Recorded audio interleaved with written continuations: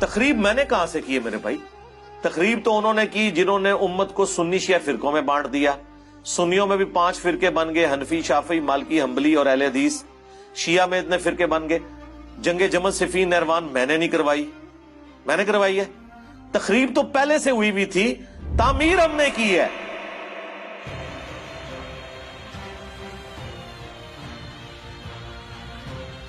یہ قادیانیت اور رفض کا جو مکسچر ہے یہ شخص، یہ جہنم کا جہنمی، اور سن رہا ہوگا اس بھیڑیے نے وہ چیز کھینچ کے اللہ کے مقدس ولیوں پر لگانے کی کوشش کی.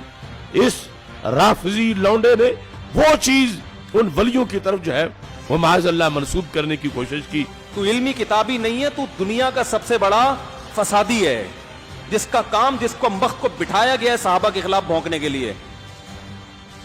تیرا کام یہی ہے، الو بنا رہا ہے لوگوں کو. میں سے لوگوں کو خریدتے ہیں جنہوں نے لبادہ اہل سنت کا پہناوا ہوتا ہے، اور حقیقت میں وہ رافضیت کے گندے نطفے ہوتے ہیں، جس کی بہت ساری مثالیں ہمارے سامنے موجود ہیں. اسحاق جھال والا مردود اسی قسم کے انسانوں میں سے تھا. انجینئر مرزا مردود اسی قسم کے انسانوں میں سے ہے. رافضیت کے پیسوں پہ پلنے والا، ایران کے ٹکڑوں پہ پلنے والا یہ جانور صحابہ کے بارے میں اپنی زبان گندی دراز کرتا ہے، اور حقیقت میں اس کا من پلیت ہے، اس کے ماننے والے اس سے بڑے پلیت ہیں. آج جہلم کا ایک زبردست قسم کا رسوائے زمانہ انسان، اور مرزا علی الجہلمی کئی سوال ایسے ہیں جن کا جواب باقی ہے. تو ابن تیمیہ کی کیا بات کرتا ہے، کہاں پہ راجہ بھوج، کہاں پہ گنگو تیلی.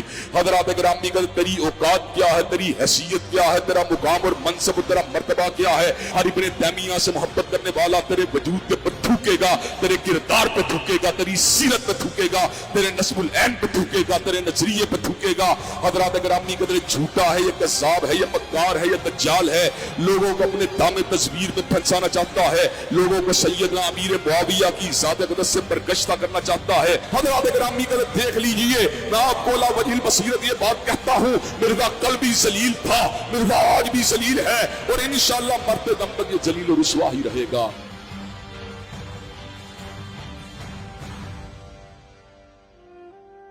یہ کہہ دینا کہ ولی مر گئے نے انجینئر دے آنے تو بعد غوث کو تو پیدا ہونے بند ہو گئے نے، میں اعتراض ختم کر دیں گا. ان کا تو دعویٰ ہے کہ دنیا چلاتے ہی غوث ہے. چونکہ ان کی غوثیت کا سلسلہ چل رہا ہے ابھی تک، تو پھر ہم ڈیمانڈ کریں گے کہ وائٹ ہاؤس کو اٹھا کے مارگلا کی پہاڑیوں پہ لاؤ. تخت بلقیس آیا نا، ہم مانتے ہیں. ہم نے کم کہا کہ آپ نہیں لا سکتے، ہم کہتے ہیں لاؤ نا، لاؤ بھی نا، اور زبانی کلامی مان لو. پھر میرے لیے بھی مانو کہ میں بھی یہ کر سکتا ہوں. اچھا میں یہ دعویٰ کرتا ہوں میں یہ کر سکتا ہوں، کیا بریلوی مان لیں گے؟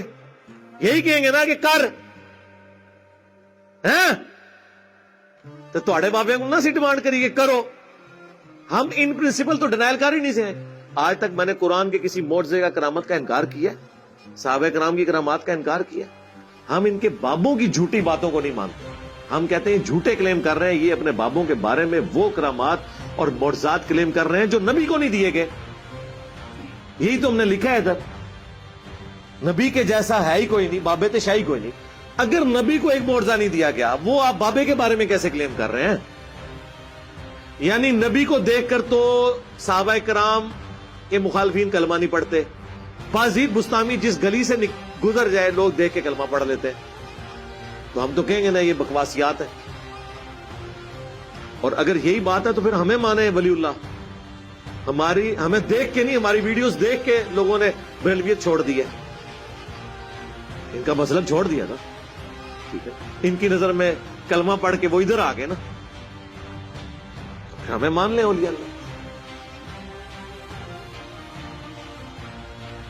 اس بندے کے بارے میں جو صحابہ کرام کے فضائل کے اوپر جس کے سب سے زیادہ کلپ ہیں، جائیں لکھیں دنیا میں انکلوڈنگ طارق جمیل صاحب کے، کسی کا کلپ نکال لیں صحابہ کرام کے فضائل کے اوپر. خوبصورت انداز، ایک ایک چیز ریفرنس کے ساتھ، بلیک اینڈ وائٹ میں. صرف میرے کلپس ہیں. خالد ابن ولید لکھیں، سیدنا ابوبکر لکھیں، سیدنا عمر لکھیں، سیدنا عثمان لکھیں، سیدنا علی لکھیں. اتنے ڈیٹیلز میرے کلپ ملے جس میں میں نے شانیں بیان کی. آپ لوگ تو مرضی کے صحابہ کی شانیں بیان کرتے ہیں. اور تو اور چھوڑ دو، حضرت معاویہ کے فضائل پہ بھی میرا ایک کلپ. پیچھے تو کوئی بات نہیں رہ جاتی. وہ بھی نہ کھولے تو آپ نے مجھے پکڑ لینا. تو مجھے آپ بتائیں گے کہ میں یہ نہیں کہتا ہوں صحابی. تو میں ریکویسٹ کروں گا خدا کے لیے میرا وہ کلپ قادیانیوں کو دعوت اصلاح وہ آپ خود سن کے دیکھیں.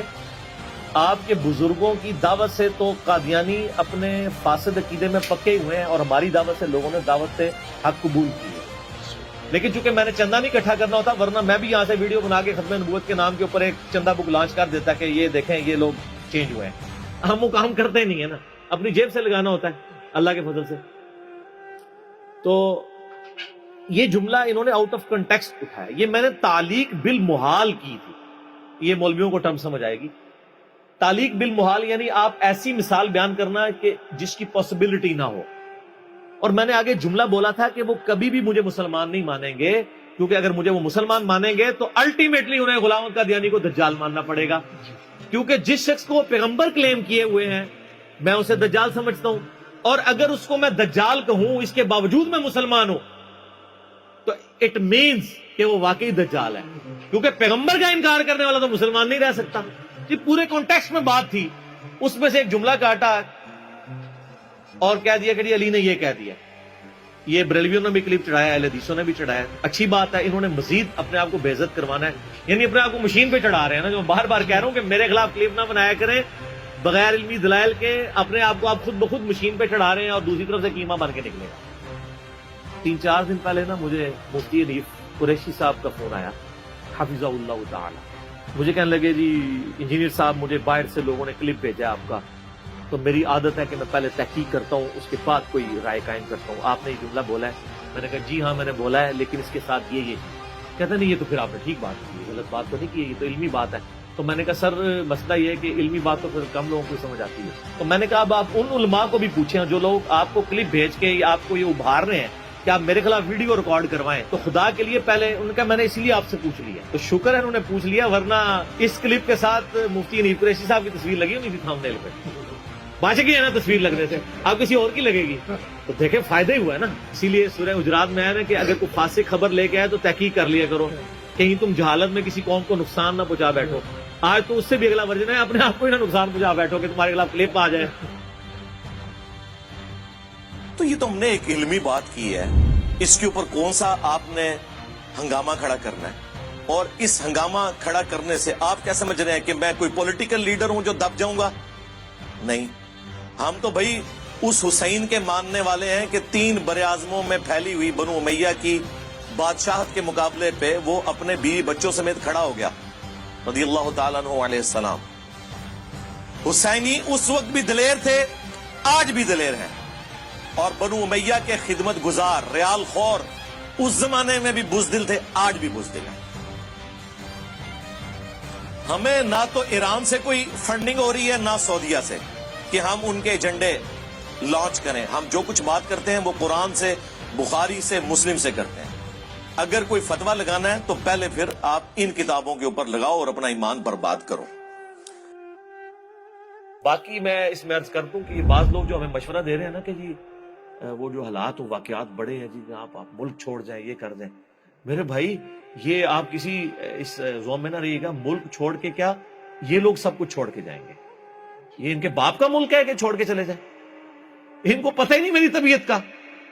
یہ اس چکر میں تھے کہ ہم یہ کریں گے تو یہ ٹھنڈا پڑ جائے گا. اللہ دے بندے ہو, یہ ٹھنڈے ہو پیندے نے جو عوام کے ٹکڑوں پہ پلتے ہیں, جو سینکڑوں لوگوں کو اپنی جیب سے روٹی کھلاتے ہیں, وہ ایسے نہیں ہوتے. یہ غریب نواز جو لوگ ہوتے ہیں ان کا ایٹیچیوڈ یہ نہیں ہوتا. آپ لوگوں کو پتہ ہی نہیں ہے کہ اللہ تعالیٰ نے آپ کو واسطہ کس بندے کے ساتھ ڈالا ہے, ابھی تک نہیں پتہ چلا آپ کو. اور دوسرا میں یہ بات آپ کو بتا دوں کہ the damage has been done.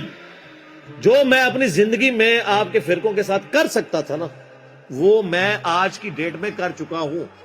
یہ اسٹوڈیو ریکارڈنگ کے اعتبار سے میں ڈیٹ بول دیتا ہوں, 10 مئی 2020 تک جو ڈیمیج آپ کو پہنچنا تھا آپ کے صدیوں کے کھڑے ہوئے فرقوں کو, وہ پہنچ چکا ہے. اب اس ڈیمیج کی ریکوری کا میری زندگی یا میرے ملک میں رہنے یا نہ رہنے سے کوئی تعلق نہیں.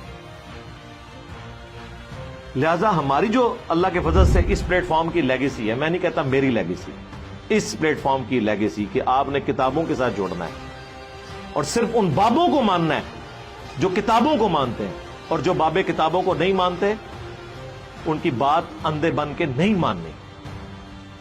اس پلیٹ فارم کی لیگیسی, اس کا مقابلہ تو اللہ کے بندوں پچھلے 1000 سال کے بزرگوں کے لاکھوں ماننے والے علماء اور کروڑوں پبلک نہیں کر سکی. تسی تو شاہی کوئی نہیں.